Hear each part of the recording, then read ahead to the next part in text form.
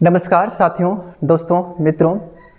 मैं आपको इस वीडियो के माध्यम से सिख धर्म के 10 गुरुओं के विषय में बताऊंगा। साथ ही साथ उस समय के तत्कालीन समाज की जो महत्वपूर्ण घटनाएं हो रही थी देश में, उसके बारे में मैं थोड़ी सी जिक्र करता हुआ जाऊंगा, ताकि आप इतिहास की सही प्रकार से व्याख्या कर सकें, इतिहास को सही प्रकार से जान सकें एवं इतिहास की गलतियों से आप सबक ले सकें। हमारा समाज उनसे क्या सबक ले सकता है, हम इतिहास से क्या हम प्रेरणा प्राप्त कर सकते हैं। प्लस में साहित्य की अहमियत को हम समझेंगे। साहित्य किसी समाज का एक दर्पण होता है। कहा जाता है कि जिस समाज में साहित्य नहीं, उस समाज का कोई आदित्य नहीं, यानी कि जिस समाज में साहित्य नहीं होता है वहाँ कोई प्रकाश नहीं हो सकता है। आज हम कबीर के विषय में जानते हैं, इसलिए जानते हैं क्योंकि कबीर वाणियों को संग्रहित किया गया, उसकी वाणी को लिखा गया, रखा गया। आज टीवी या फिर टेलीविज़न, मोबाइल फ़ोन, उसके वाणी को सुना जाता है। आज हम रामायण को देखते हैं, टीवी के माध्यम से पढ़ते हैं, प्रवचन के माध्यम से सुनते हैं, संत महात्मा उसके बारे में बताते हैं, क्योंकि उसके बारे में रचना किया गया। हमारे कालिदास जो गुप्त काल के कवि हैं, उस टाइम रघुवंशम लिखा। हमारे तुलसीदास, हम समझेंगे, उसने रामचरितमानस की रचना किया। तुलसीदास ने हनुमान चालीसा लिखा, कवितावली लिखा, दोहावली लिखा। तो साहित्य की रचना हुआ। आदि ग्रंथ की रचना 1604 ईस्वी में जो सिख के गुरु हुए हैं, गुरु अर्जुन देव, उन्होंने कराया। और ये आदि ग्रंथ के माध्यम से हम सिख धर्म के विषय में जानते हैं। मेरा मकसद है इतिहास की सही व्याख्या करना, इतिहास की समझ को बताना। मैं इतिहास का छात्र हूँ एवं इस वीडियो के माध्यम से हम समझेंगे कि सिख धर्म में 10 गुरु हैं। तो इनमें से इम्पोर्टेंट हरगोविंद, तेग बहादुर और गुरु गोविंद सिंह की बात मैं करूंगा। और तत्कालीन जो उसमें से शासक हैं, अकबर, जो मुग़ल का शासक हैं अकबर, उसके बाद अकबर के बाद औरंगजेब खास करके, और बहादुर शाह, फर्रुखसियर, इनको हम पढ़ेंगे, इसमें चर्चा करेंगे, बताएंगे आपको। शिवाजी की चर्चा करेंगे बीच बीच में। तो सबसे पहले हम ये जानने का प्रयास करें, ये वो काल था, एक मुग़ल शासक दिल्ली में बैठ के पूरे सेंटर इंडिया में अपना प्रशासन संभाल रहे थे, और उसी समय सिखों के साथ उनके क्या संबंध थे, किस प्रकार के संबंध थे, सामाजिक संबंध कैसे थे, सांस्कृतिक संबंध कैसा था, वो हम समझने का प्रयास करेंगे। साथ में आप जानते हैं कि भारत में विदेशियों का आक्रमण कई बार हुआ। मेरा आपसे प्रश्न है कि भारत का सोमनाथ का मंदिर लूटा गया 1025 ईस्वी में, मोहम्मद गजनबी ने उसे लूटा कई बार। भारत पर नादिर शाह का आक्रमण हुआ, अहमद शाह अब्दाली दिल्ली को लूटा। ये आक्रमण क्यों हुआ? आपसे मेरा प्रश्न है, क्या कभी राम ने किसी मस्जिद को तोड़ा है? मेरा आपसे प्रश्न है, क्या मोहम्मद साहब ने कभी किसी मंदिर को तोड़ा है? क्या दुनिया में 4 बड़े बड़े धर्म हैं? मैं जानता हूँ, आप भी जानते हैं। ईसाई दुनिया के सबसे अधिक देशों में विख्यात है, सबसे फर्स्ट धर्म वही है।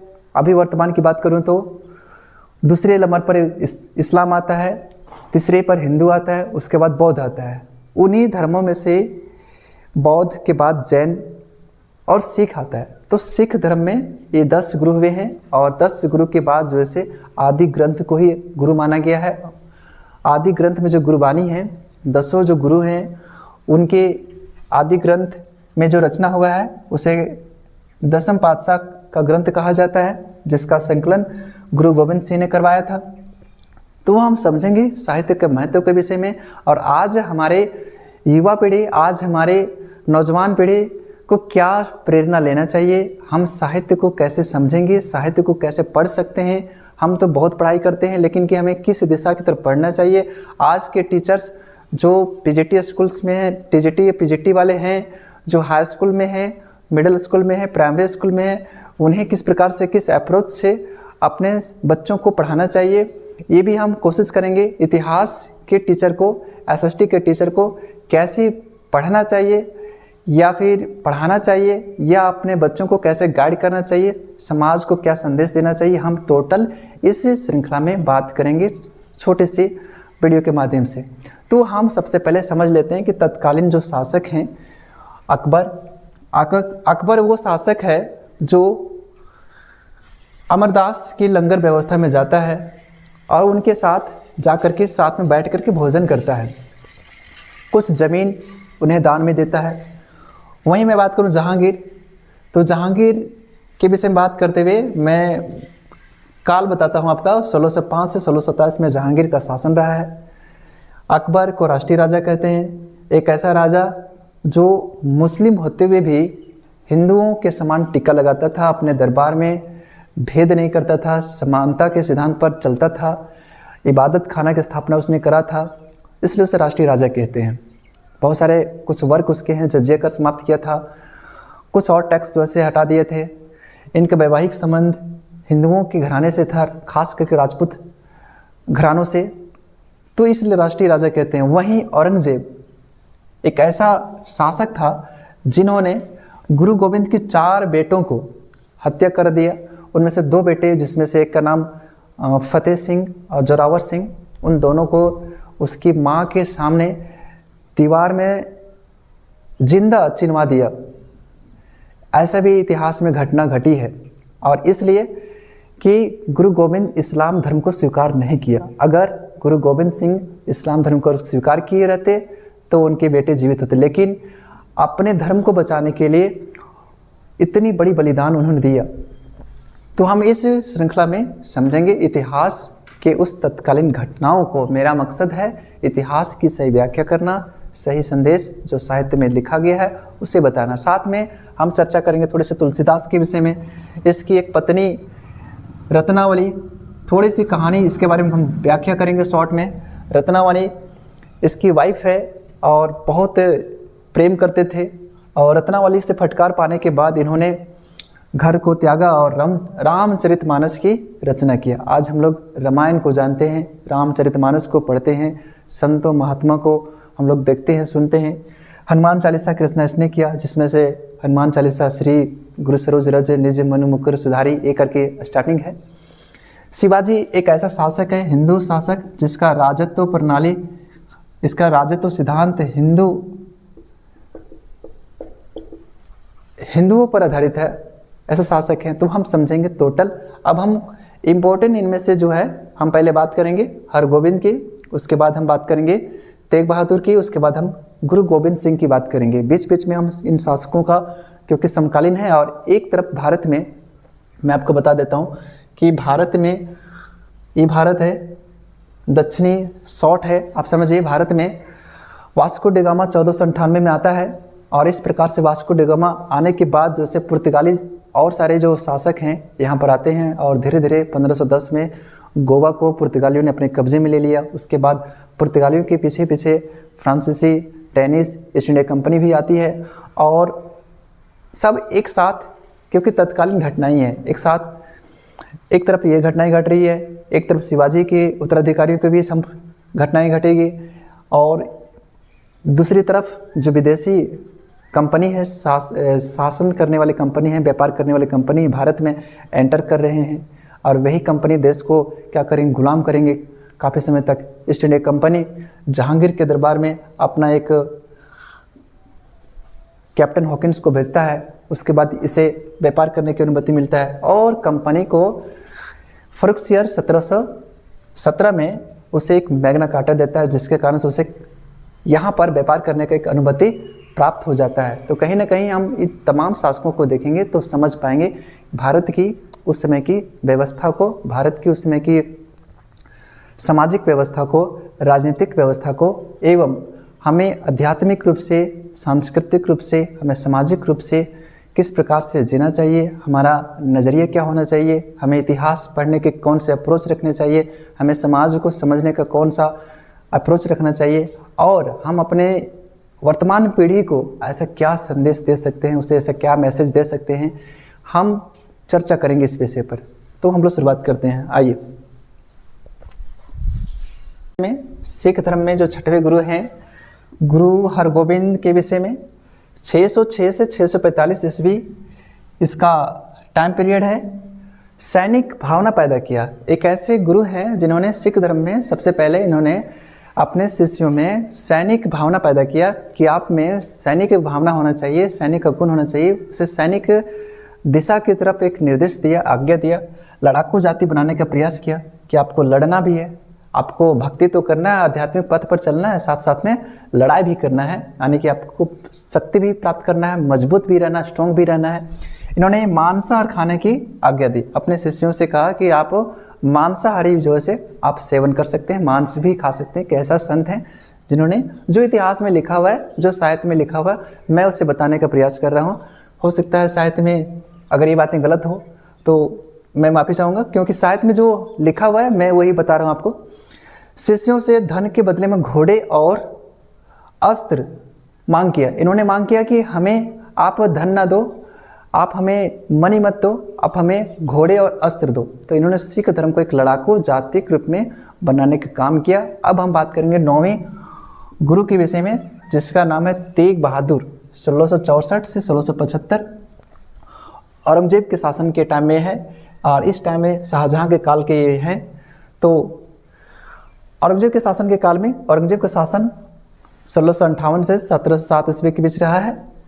1675 ईस्वी में औरंगजेब ने इसे दिल्ली बुलवाया। 1675 में औरंगजेब ने तेग बहादुर को दिल्ली बुलवाया और इस्लाम को स्वीकार करने कहा, उसे एक्सेप्ट करने के लिए कहा। उन्होंने इस्लाम को एक्सेप्ट नहीं किया। जब इस्लाम को उन्होंने एक्सेप्ट नहीं किया तो 5 दिनों तक उसे काफ़ी यातना दी गई, मतलब उसकी काफ़ी सज़ा दी गई, दंड दिया गया, लेकिन फिर भी अपने धर्म के प्रति अडिग रहा, अपने धर्म को जो है बना के रखा, अपने सिख धर्म को बना के रखा, इस्लाम कबूल नहीं किया। अंत में औरंगजेब ने इसकी हत्या करवा दिया। अब हमारा जो मेन टॉपिक है उसे पढ़ेंगे, गुरु गोविंद सिंह, और उसके विषय में हम प्रेरणा भी प्राप्त करेंगे।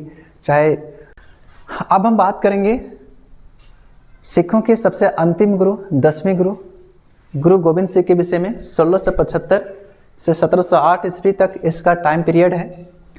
इसका जन्म पटना में हुआ है। इसका जन्म आज के पटना का ही पुराना नाम कुसुमपुर है, पाटलिपुत्र कहते हैं। इसी पटना से चाणक्य ने चंद्रगुप्त मौर्य को उसे यहाँ से लेकर गया था और तक्षशिला में उसे शिक्षित किया और भारत को एक ऐसा अखंड भारत बनाया जिसकी आज भी हम लोग जो है उसका नाम लेते हैं, पूरा भारतीय, उसके बारे में, इतिहास के बारे में पढ़ते हैं। उसकी पत्नी सुंदरी और जीतू, पुत्र अजित सिंह, जुझारू सिंह, जोरावर सिंह, फतेह सिंह, ये 4 उसके पुत्र हैं। उन्होंने एक ग्रंथ लिखा जिसे हम कृष्ण अवतार कहते हैं, और गुरु गोविंद सिंह ने ही अपने एक युद्ध में, जो जिसे हम लोग कहते हैं खिदराना का युद्ध, 1705 ईस्वी में औरंगजेब के पीरियड में उसने ये युद्ध हुआ था। उसमें आदि ग्रंथ जो 1604 में लिखा गया था वो खो गया था। उसके बाद गुरु गोविंद सिंह ने उसे संकलन करवाया था। तो साहित्य किसी समाज का दर्पण है, मैं इस बात को फिर से रिपीट करता हूँ। आगे हम देखते हैं, उन्होंने 4 किले बनवाने का आदेश दिया। उसकी आत्मकथा का नाम है विचित्र नाटक। उसकी ऑटोबायोग्राफी है, जैसे wings of fire Abdul Kalam का है, उसी प्रकार इसकी ऑटोबायोग्राफी है विचित्र नाटक। 4 किले जो से सुरक्षा की दृष्टि से, सिक्योरिटी के पॉइंट ऑफ व्यू से इसने बनाने का आदेश दिया। आनंदगढ़, केसगढ़, लोहगढ़, फतेहगढ़। और ये 1688 से 1690 के पीरियड में बना था, औरंगजेब के काल में, उसी समय यानी शिवाजी की मृत्यु के बाद। ठीक है, उसकी भी हम चर्चा करेंगे। 1699 ईस्वी में उन्होंने एक पंथ का स्थापना किया जिसे हम बोलते हैं खालसा पंथ। खालसा पंथ, खालसा का मंत्र होता है शुद्ध, शुद्धि। 80,000 सैनिकों की सहायता से इन्होंने एक सैनिक अभियान शुरू किया, अपने खालसा पंथ की शुरुआत किया, और सारे अपने जो अनुयायी थे सिख धर्म में, सारे अनुयायियों को केसगढ़ बुलाया। केसगढ़ बुलाने के बाद वहाँ पर सभी अनुयायियों से पूछा कि आप में से कौन ऐसे हैं जो अपना जीवन को बलिदान कर सकते हैं। 5 व्यक्ति वहाँ से आए। उस 5 व्यक्तियों का नाम दयाराम खत्री, धर्मदास, मोहकम चंद्र छिंबा, हिम्मत भीवर, साहब चंद। ये 5 व्यक्ति जो अपने जीवन को बलिदान करने के लिए समर्पित किए, इन्हें पंच प्यारे कहा गया है। वहीं से शुरू होता है सिख धर्म में सिंह और कौर का ये जो टाइटल होता है, नाम के आगे, नाम के साथ साथ सिंह और कौर नाम के पीछे में, तो सिंह और कौर की शुरुआत वहीं से होता है, खालसा पंथ के बाद से। जो सारे पंजाबी अपने नाम के साथ सिंह लगाते हैं और महिलाएं कौर लगाते हैं, जैसे अमृत कौर। उन्होंने कहा कि केस, कंघा, कच्छ, कड़ा, कृपान ये 5 चीज़ों को धारण करने को कहा। और इसलिए आज आज़ाद भारत के बाद भी जो ऐसे हम देखते हैं कि पंजाबियों के पास अगर उसके पास हथियार हो तो पुलिस उसे गिरफ्तार नहीं कर सकती है, उसका एक मौलिक अधिकार है, उसे रखने का ये आदेश पहले से मिला है। ठीक है, बात करता हूँ उसके औरंगजेब काल में कई सारे युद्ध लड़े, जिसमें से 2 युद्ध है। आनंदपुर की द्वितीय युद्ध 1704 में, इस युद्ध में उसके 2 बेटे को और उसकी माँ को बंदी बना लिया गया औरंगजेब के द्वारा। और बंदी बनाने के बाद में उसकी माँ की आंखों के सामने इन 2 बेटों को, जोरावर सिंह और फतेह सिंह को, औरंगजेब ने दीवार में जिंदा चिनवा दिया। इसके बाद एक और युद्ध होती है, खिदराना का युद्ध। शेष 2 बेटे बचे थे, इनकी मौत हो जाती है। बाद में औरंगजेब की मृत्यु 1707 ईस्वी में हो जाती है। उसके बाद औरंगजेब के उत्तराधिकारी, औरंगजेब के 5 बेटे थे, उत्तराधिकारी के रूप में बहादुर शाह का गुरु गोविंद सिंह ने साथ दिया था, समर्थन दिया था। और उसके बाद 1760 में कहा जाता है कि एक अजीम नाम का कोई व्यक्ति उसके गुरु गोविंद सिंह की हत्या कर दिया था। इसके बाद सिखों का पहला राजनीतिक नेता कहेंगे जिसका नाम है बंदा बहादुर। इन्होंने सिख राज्य की स्थापना किया और सिखों के साथ हुए अन्याय अत्याचार के लिए बदला लेना शुरू किया। एक तरफ ये इतिहास हमारा है, दूसरी तरफ शिवाजी का इतिहास है। उस तमाम राइटर्स, लेखक भी हैं। एक तरफ अंग्रेज हमारी तरफ भारत आ रहे हैं और 1717 फ्रक्चर के टाइम में भारत के बंगाल, उड़ीसा, बिहार का क्षेत्र में अपना व्यापार को वृद्धि कर रहे हैं। फ्रांसिस, डेनिस आपस में लड़ रहे हैं, पुर्तगाली अपने व्यापार को बढ़ा रहे हैं। तो गुलाम हमारा देश विभिन्न कारणों से हुआ और गुलाम का एकमात्र कारण है और वो एकता की कमी, अखंडता की कमी। तो जब एकता की कमी होता है, अखंडता की कमी होता है, तो विदेशी ताकत हमारी आध्यात्मिक चीज़ों को कमज़ोर करती है, हमारे शिक्षा के चीज़ों को कमज़ोर करती है। नालंदा जो हमारे भारत में एक विश्वविख्यात यूनिवर्सिटी था, उसे बख्तियार खिलजी ने उसे तहस नहस कर दिया। महमूद गजनवी ने यहाँ पर भारत पर 17 बार आक्रमण किया। नादिर शाह ने भारत पर आक्रमण किया। बहुत सारे विदेशी आक्रमण आए, प्राचीन काल से लेकर के मध्यकाल से लेकर के आधुनिक काल में भी। तो आज भी हम लोग गुलाम हैं। और गुलाम किस कारण से है? आज़ादी के दरमियान सारे हम लोग, सभी जात, सभी धर्म के लोग एक साथ लड़े और विदेशी शक्तियों को भगाए। लेकिन आज भी हम क्या कर रहे हैं? आज कहीं ना कहीं भारत जो ऐसे विज्ञान के क्षेत्र में